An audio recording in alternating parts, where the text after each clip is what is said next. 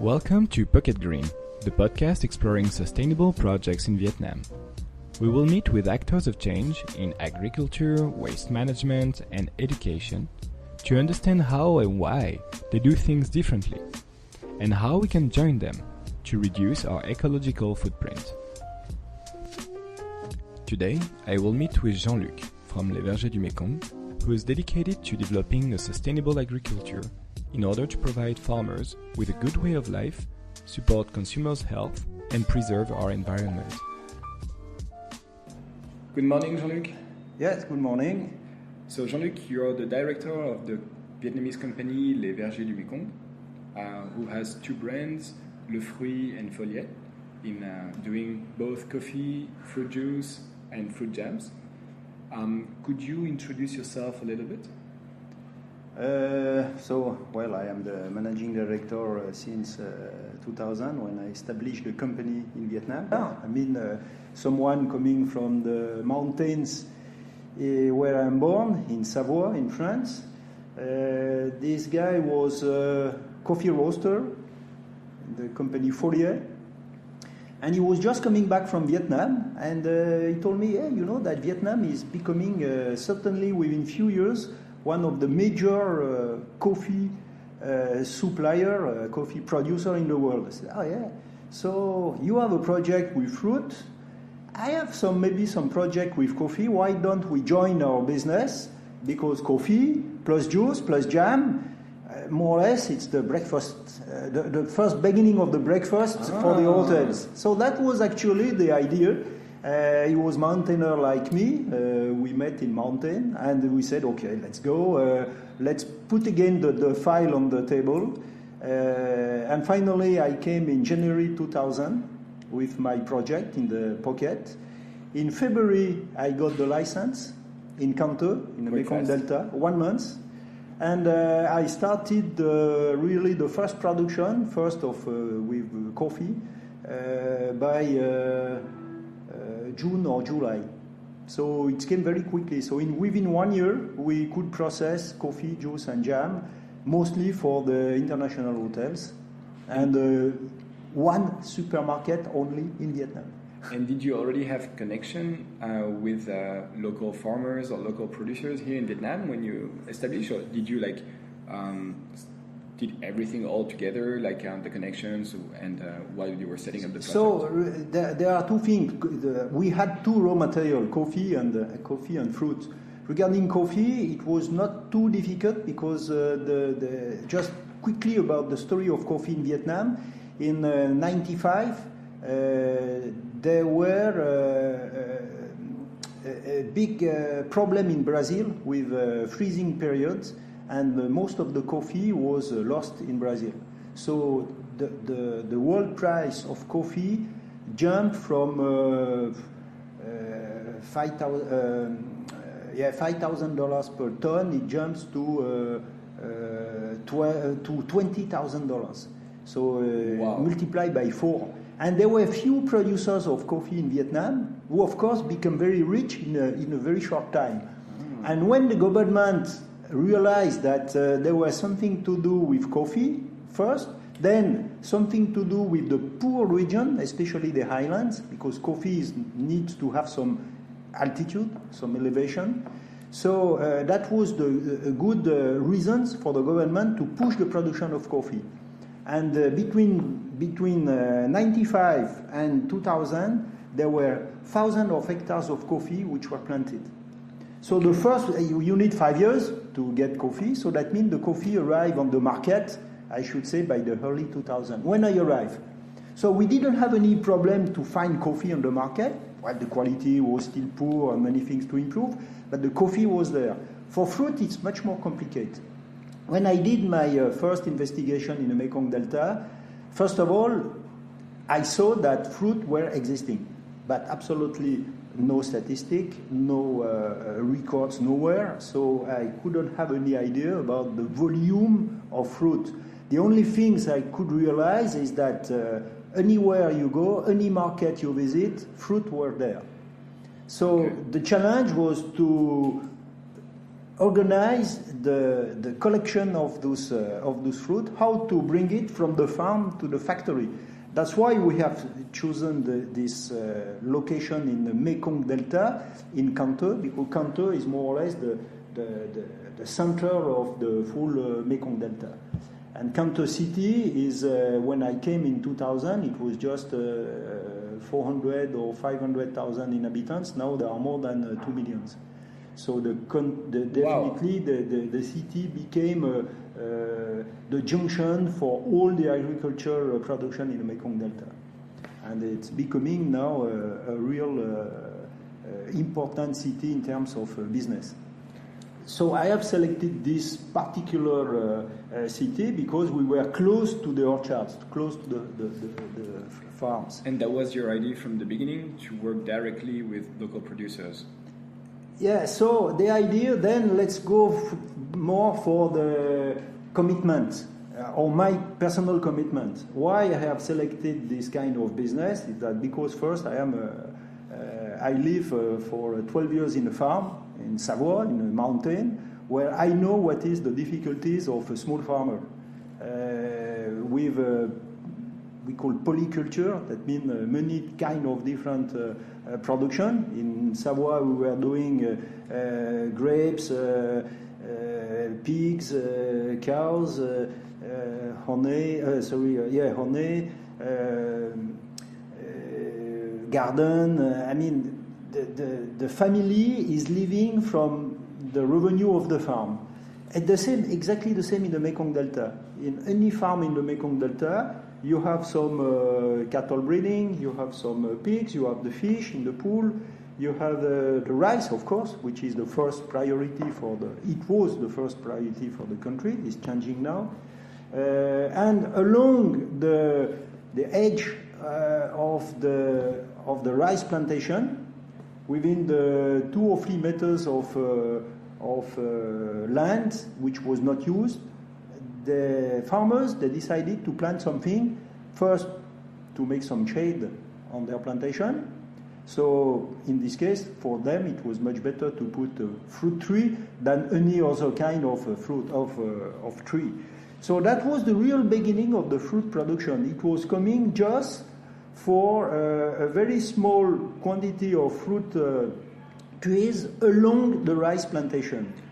Okay. And when they started the harvesting of rice and collect the fruit, they realized that with 10% of fruit on the land, they get more revenue than 90% on their rice plantation. And that was really the origin of the interest of the farmers to grow fruit. Okay. And we arrived just at this step. We arrived actually at the very beginning. So what we did, of course, was to work with those farmers because, of course, you understand, if I have to collect 50 kilo on one side, 20 kilo on the other side, 200 kilo within the 50 kilometers, then it's absolutely not financially attractive and sustainable. So we had to organize step by step the farmers to work with the same kind of fruit production into the same area, generally it's by village. Okay. So we have selected some leader in the village. So the leader is the one we train, the one we show him how to grow the fruit, how to fight in case of disease and everything. And then the leader, he organizes his own network around with his neighbors. That's generally the origin of a cluster, in fact. It's like a small cluster. So we started with 1 farmer, 2 farmer, then 5, then 20, then etc., etc. After 20 years, we have more than between 2,000 and 2,500 farmers. But each of them are still, I should say, family farmers. It's not big company, it's not big cooperatives. Most of them, the surface of their land is no more than 2 or 3 hectares. Even someone, they have only 1 hectare. So family-owned businesses. Yeah, so it's really a family business. And that is one of the first question and the first commitment we had, how to do something sustainable with a small surface of land. So first thing, we spoke about rice and we spoke about fruit. We see that when you grow fruit versus rice, your revenues are becoming between 4 and 6 times higher. So wow. That is the first attraction for the farmer. He understands quickly, and especially in Vietnam, if he can get 4 or 5 times more money with the same surface with fruit, of course he will grow fruit. So that's the first thing. That means that with the revenue on 2 hectares, let's say that if I give some figures, more or less, rice, and especially in the Mekong Delta, they can get 2, even 3 harvests per year with rice. So more or less, their revenue is around between 3,000 and 4,000 US dollar for 1 hectare. Per year. Per year. Revenue, all revenue, I don't speak about profit. Yeah. With fruit, if you grow guava, they can get between $10,000 and $12,000. If they grow passion fruit, they can go up to $13,000, $14,000. So that means this is a big difference, and that is their interest to grow the fruit and their interest to work with us. But isn't it like long to actually establish the fruit production? If I have rice fields and I want to turn them into like a fruit orchard, how long for the production to start? So that's this is another question. It's a marathon. Huh? It's not a 100 meters race, huh? For sure. So you see, we have been there for 20 years, and we are still working on that, and the work is never finished. The first step was to start production, to bring the people with absolutely no background in terms of or knowledges in terms of fruit production. So we had to train them. So we start from level 0 to a first step, which is called generally the good agriculture practice. So that was the first step. So then with this first step, let's say that we buy the fruit always at a fixed price all over the year, with a little bit higher than the market price. Just also to fix to attract them and to work with us for not for one shot, but for long term. So that was the first priority. When we grow passion fruit, when we plant, we supply them the seedlings, we supply them the compost, we supply them everything. We need about 15, 16 months to get the first harvesting. So compared to rice, okay, it's longer, but then when we start the production, it's all over the year. So that means it never stops for 4 years. So that is a continuous revenue. Once more, when we compare with rice, you have 2 crops per year. So that means that you have 2 incomes or 2 periods to get your money back. With fruit, you balance everything every month. So every month you have a kind of salary, in fact. So that for the farmers, it's much better. It's more security. For passion fruit, we need 14, 16 months. For guava, we need a little bit less than 2 years. But if we grow mangoes, we need 5 years. So that means what we decide today with farmers, with new farmers, for example. Right now we are planting a special variety of mango. That means we will get the first harvesting within 5 years. I hope I will still be there to see it. So that is also, we work in time. And that is the very important to understand that when we work with farms and we work with fruit, it's not for a few months. It's really a wedding with the farmer. When we have selected the farmer, we have decided to work with him. He must trust us, and we must trust him. So it's really a wedding between us. And during this period of 5 years for the mango trees, for example, how do you how is the farmer making revenues? There are always some solutions. The farmer in Vietnam is very creative. So between the time the trees are not so big, for example, we can put some very fast growing fruit like papaya.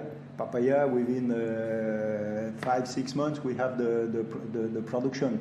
And also the advantage is that the papaya will give shade for the small trees.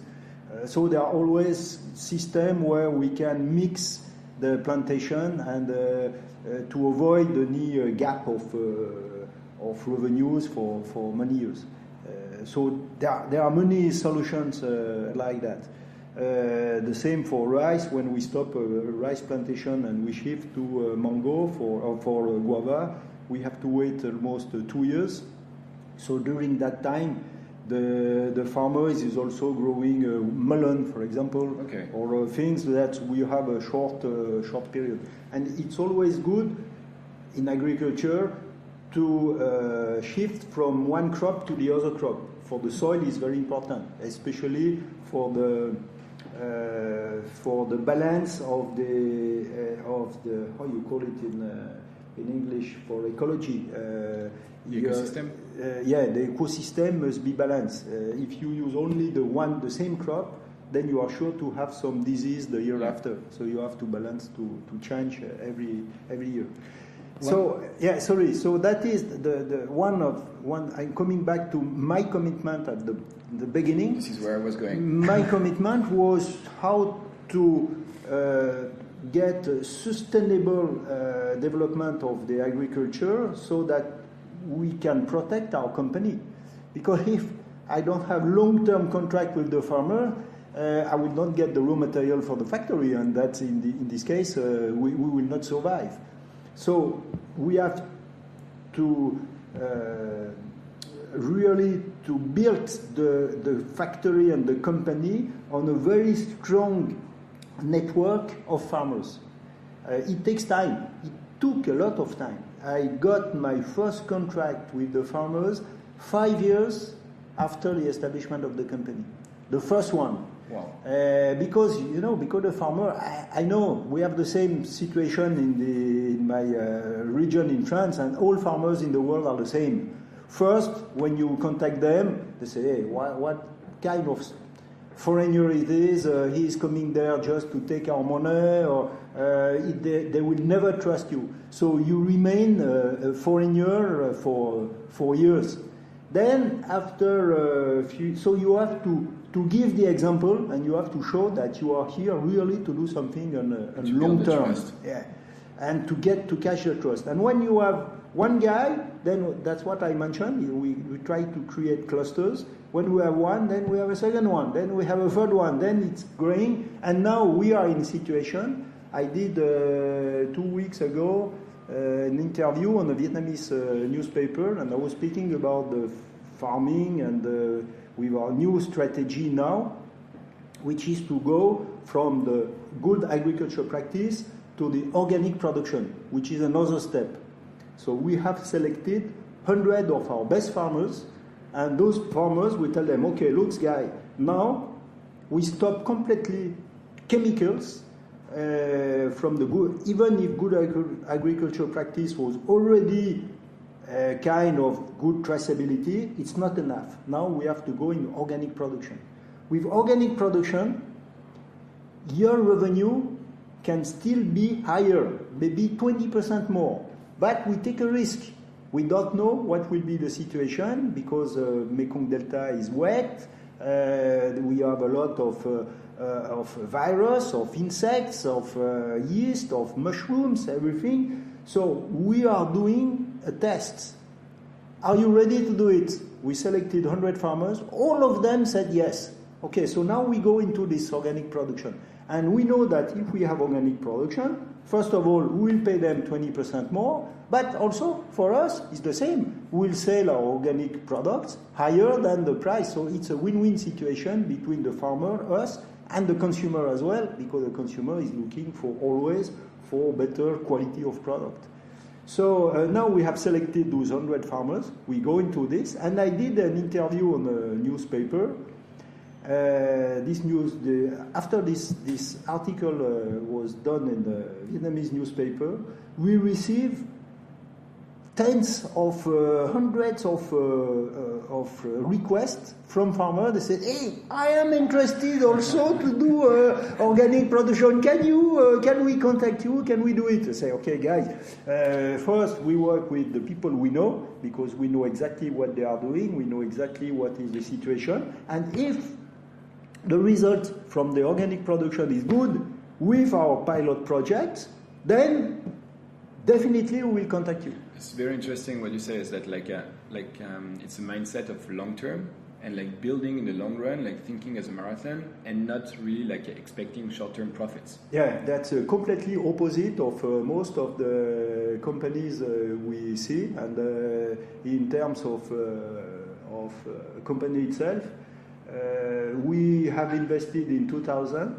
We never give any dividends from the beginning, because every time we have reinvested all our profit into the development of the company and the development of the network for the farmers, because this is we have no choice. When I explained that we need now to go into the organic production, it's not because I have decided, it's because the consumers have decided to get organic products. And we are exporting to France, we are exporting to many countries. Everyone now is looking for organic production. And this is after the first parameter we have an equation, I should say, with 3 parameters. The first one is economy, is money. If the farmer doesn't get his money back, he will stop. If the company cannot get his profit, it will stop as well. So the first priority is to have something which is sustainable in terms of profit for all. The second parameter is certainly the health of consumers. We have to protect the health of the consumers. We can get maybe better productivity with the farmers by putting more chemicals. But what happens with the residues of pesticides? Will the consumer will accept? Because there is better revenue for the farmers, he has a higher profit because higher yield. That's not the good situation. So we have to take within the equation, we have to take the health of the consumer, and this is our second commitment. We have the responsibility as a processor to propose finished product on the market which is good for health. And the same, I told you that farmers are the same everywhere in Latin America, in Savoie or in Vietnam. The consumer now are the same everywhere. Every consumer in Europe, in Asia, in Vietnam, in Ho Chi Minh City, they are looking for healthy products. And especially when I speak to ladies between 15 and 40 years old, which is our real target in terms of consumer. The men, they drink beer, they don't drink juice. But when we speak with them, all of the girls, their first priority to buy a product, the first reason is not the price. The first reason is the health. Is the first reason why they buy a product and not the other one. The second one is the beauty. They like to have products which is good for the skin or whatever, which is linked with health for sure. And the third one is the price. Okay. It's amazing. The system. We have the same now. Most of countries are similar. So I told you the first priority, economy. The second priority, health. And the third priority, but for me there is no priority. It could be the first one or the second one, we can mix it. The last one is protection of the planet. This is also the responsibility of the companies. We have to do something and we have to give the example. And when we speak about protection of the planet, of course we are working with agriculture product. So what about agriculture? What we are doing, is it good for the planet? Or does it bring potential problems? Right now, to summarize the situation, when you grow rice is very well known for the development of methane gas. So that means in terms of carbon print, rice it's not the right solution. When we shift to the trees, everyone knows that the trees is exactly the opposite. We fix the carbon. We have planted between 2017 and 2020, we have planted totally 40,000 trees. And we are now working on between 2021 and 22. At the end of 22, we'll have again 40,000 trees planted in the Mekong Delta. So that means that every tree, I didn't calculate exactly what is the benefit for the carbon print, but definitely going from the rice to the tree is something which is definitely positive. Fully positive for the planet. This is the first thing, and this is part of the priority for that. Then second thing, of course, when we speak about protection of the planet, there are so many issues. We have the plastic utilization. We have packing. We are using packing material, of course, for juice, for coffee, for jam. What about the packing material? Can we recycle it? How can we recycle? Is it fully waste? This is something difficult to answer because every time is a special subject. So I take example of the glass. Right now, glass, we can reuse part of the glass. So that means we try to put a system where especially in B2B, our customers, they can collect back the glass and we recycle it to the factory, we clean, we check, and then we can reuse it for juice, for jam, or things like that. But it's still very low, even if you have the willing to do it, even if you put some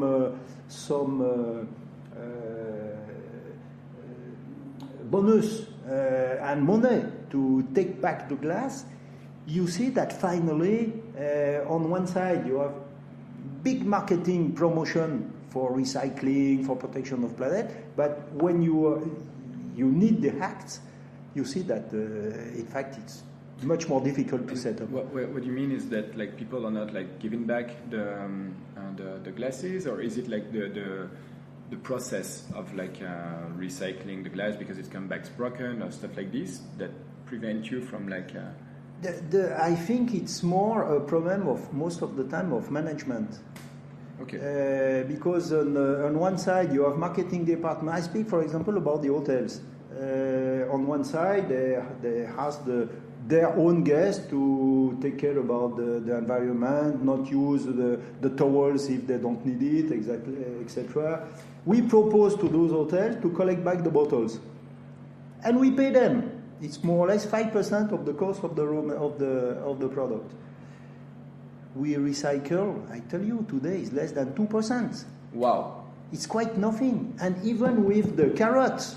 So what is the problem? The problem is management, because you understand it's very complicated. We have to collect from the waste, we have to take apart. I said, but well, maybe they did their calculation. 5% of the product is maybe not enough. Maybe we have to double, I don't know. But the situation now is that between the language, between the communication, and between the reality, there is still a big gap to fill. It will come, I'm sure, because we see that, this kind of language 5 years ago, it was different. So we are moving in the right direction. But it is very, very slow. It's too slow. For me, it's really too slow. Okay, that's very interesting. And another thing, Jean-Luc, why I wanted to do the interview, and I was very impressed, is that you recently got the B-Corp certification. Can you tell us a little bit about this and why it means also, I guess, a lot to you? So, in fact, B Corporation is a kind of organization which collect different companies in the world. We are not so many right now. We are around 3,000 companies in the world, most of them in Europe and USA. Those companies, they consider that what is good for the planet is good for us. In general, this is the philosophy.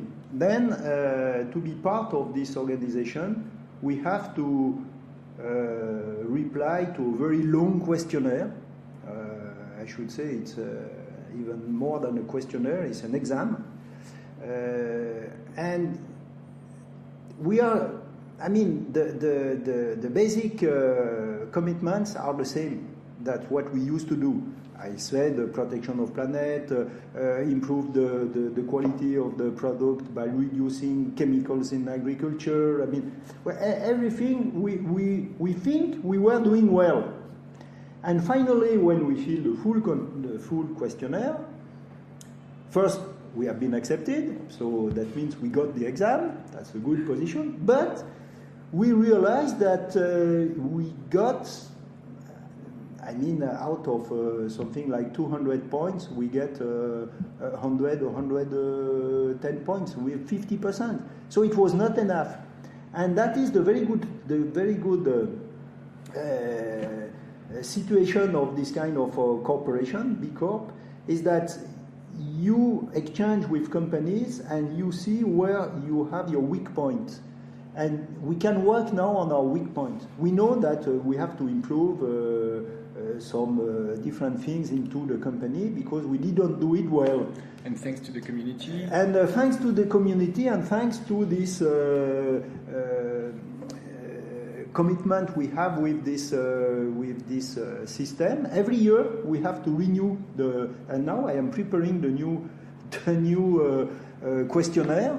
So every year we have to check what is and I will get again a note to see whether we are still good, if we improve or not what we had last year. So it's completely internal. I mean, we don't communicate on every point we have to improve, but this is very good for us. This is taking care about also the social responsibility into the company.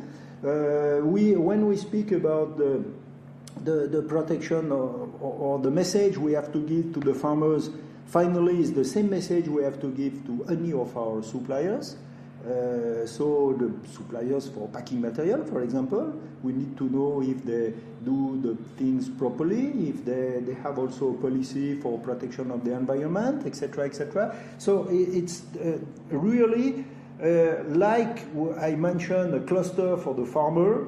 It's really the B-Corp. We are the beginning of a cluster, and around us we try to promote this kind of approach of the management, approach of protection of planet, approach of social responsibility. It's a whole system. One thing you mentioned, and I really like also with this certification, is that you have to do it every year. So that's not a one-off where you get like a certification and that's done. Yeah, and every year we have a note. It's exactly like I am a student. I am a student, and I learn every day. And that's where I was really interested. That when I realized that we were finally just at the middle of the river, and to get the full note, we had still a lot to do. And sometimes I know it's quite impossible because of the country or because of the things. We know that few things are difficult to organize, but we know the direction and we know where it's like a puzzle. We know which piece is missing into the puzzle. And talking about direction, what are the next steps like for you and Les Vergers du Mekong? Next step definitely is now to be much more involved into the organic production. This is my, I should say, I spend 50% of my time now with this direction. Vietnam is becoming, there is a choice. Vietnam is in between, in a junction. It's clear. In the Mekong Delta, we have almost 15 million people who are living from their agricultural production. 15 million people.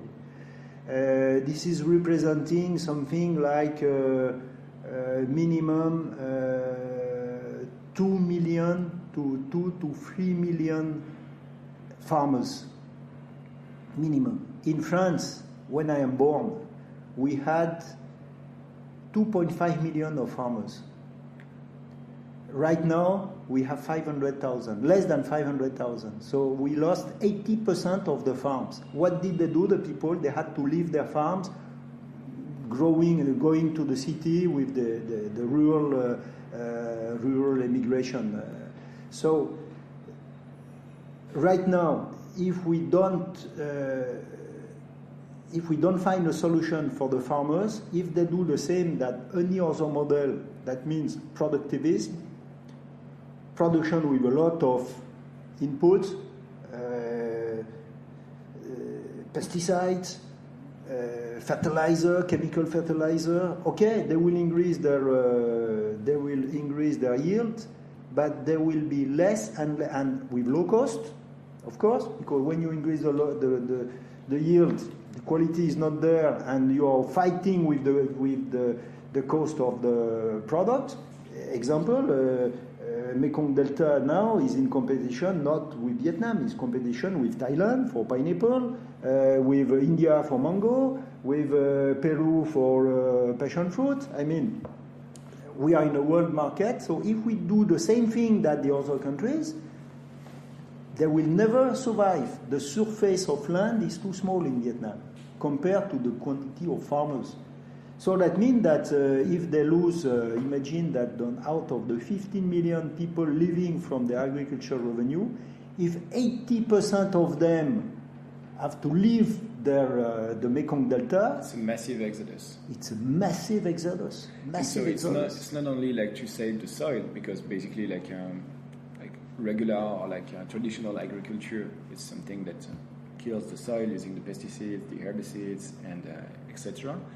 But it's also to increase the capacity of getting revenues from a small land. That's it. In fact, is how to generate the highest revenue for the smallest piece of land. And for me, we have to.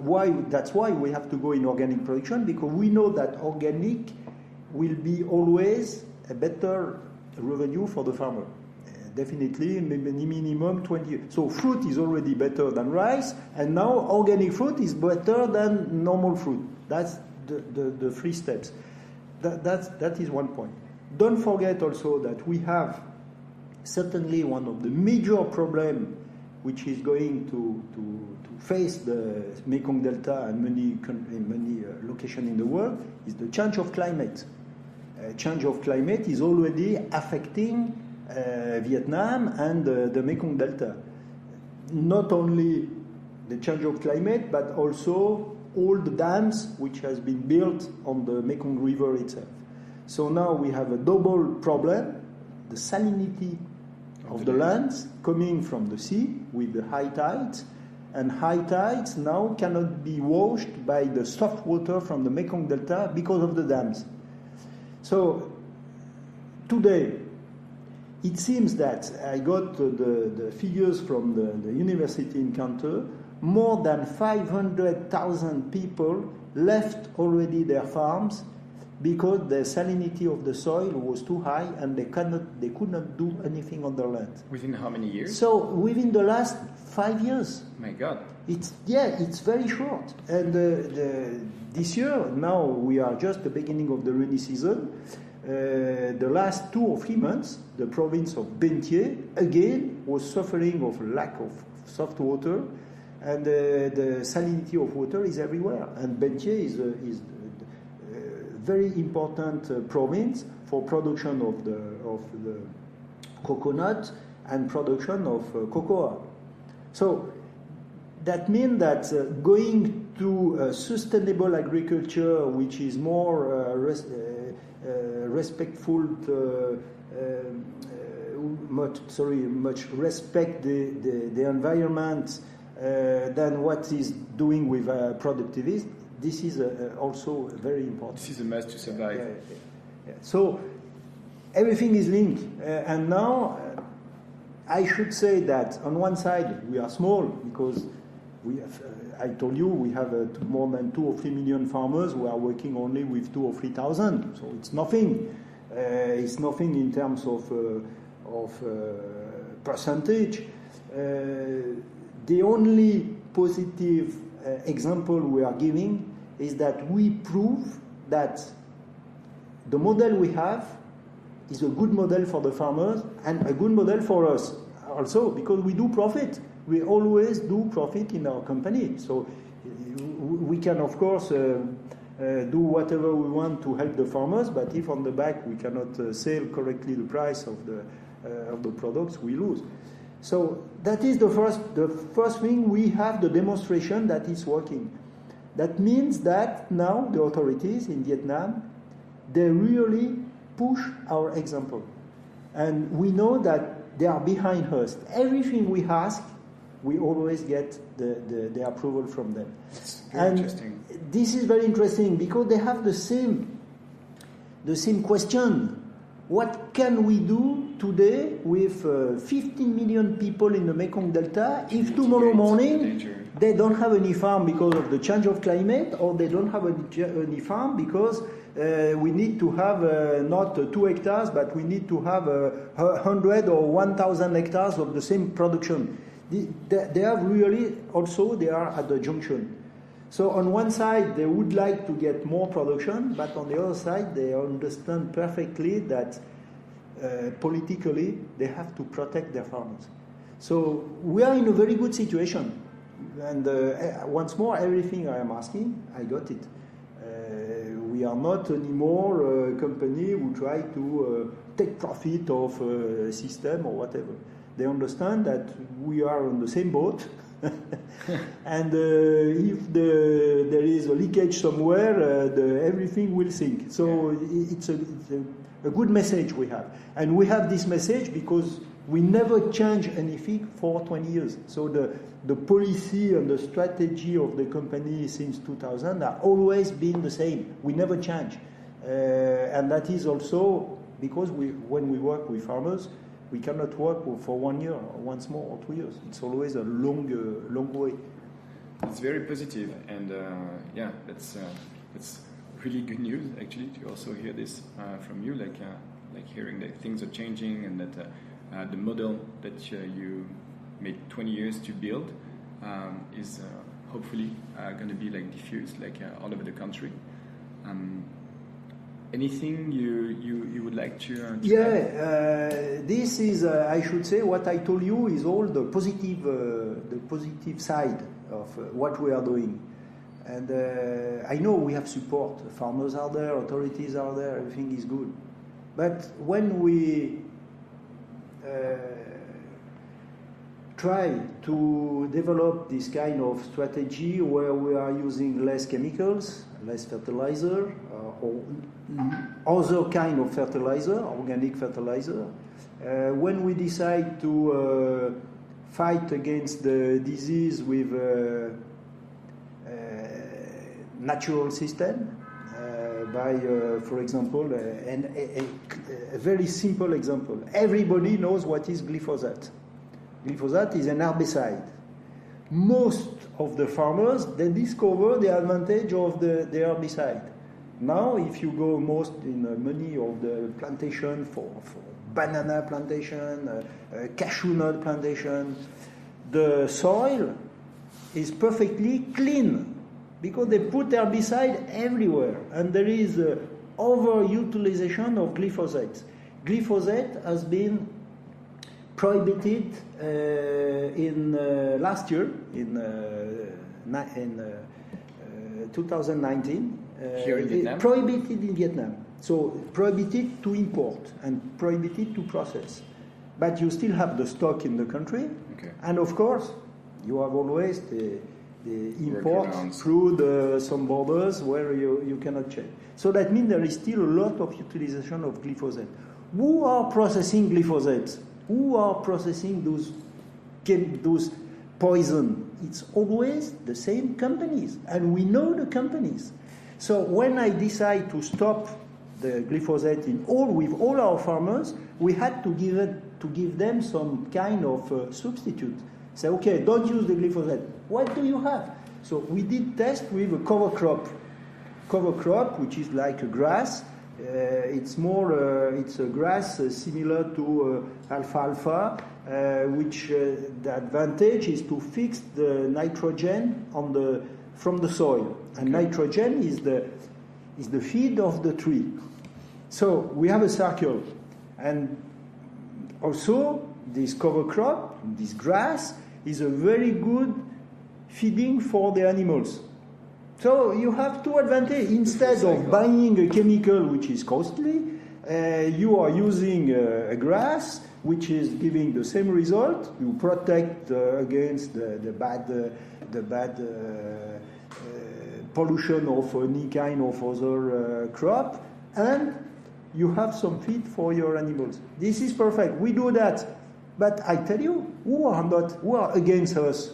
Of course, the companies who are producing the chemicals. Of course, yeah. And we are really very small to fight against those giants. And this is a real, for me, a real concern.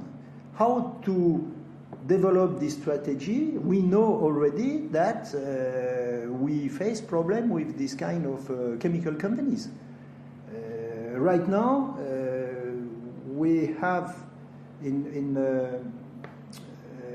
we have a business group with the European Chamber of Commerce, especially for agro-business. And I have introduced a special claim on what we call the White Book. So the White Book is it's not a claim, it's more an advice. The White Book is given every year to the government in Vietnam and explain what in different sectors, what kind of improvements, what kind of modification we would like to get. And I have introduced a special chapter regarding the control of the pesticide in Vietnam. Control of pesticide is becoming a real issue because all molecules are used in Vietnam, and many molecules which are still used in Vietnam are completely prohibited in Europe, in Japan, in USA, in other countries. So why those companies who are processing those chemicals, they stop selling in Europe, they stop selling in USA, because we know that this is dangerous for health, and why they continue to use it in countries like Vietnam. This is absolutely not acceptable, and I don't accept it. So this is my second fight, I should say. The first one is to help the farmers to grow in an organic way. The second fight is how to decrease, how to stop this bloody utilization of poison in agriculture. That's my two main fights. The rest of the company, I mean, it's, company is accounting, is marketing, is sales. This is, I should say, everywhere the same in the world. The difference is this. Well, okay. Yes, yeah, no. That's two very beautiful fights, and I hope this will inspire other companies to follow your path. Okay, thanks a lot. Thank you, Jean-Luc.